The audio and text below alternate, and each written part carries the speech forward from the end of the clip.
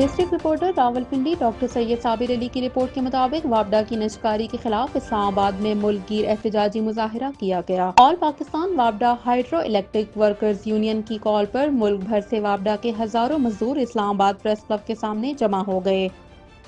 مظاہرین نے حکومت کی جانب سے وابڈا کی نجکاری کے فیصلے کو مسترد کرتے ہوئے شدید احتجاج کیا۔ اٹک سرکل کے مزدوروں نے زونل چیئرمین نعیم محمود اور زونل سیکرٹری حاجی محمد صدیق کی قیادت میں ایک بڑے جلوس کی صورت میں جلسے میں بھرپور شرکت کی۔ اٹک سرکل کے تینوں ڈویژن سے ورکرز نے بڑی تعداد میں شرکت کی۔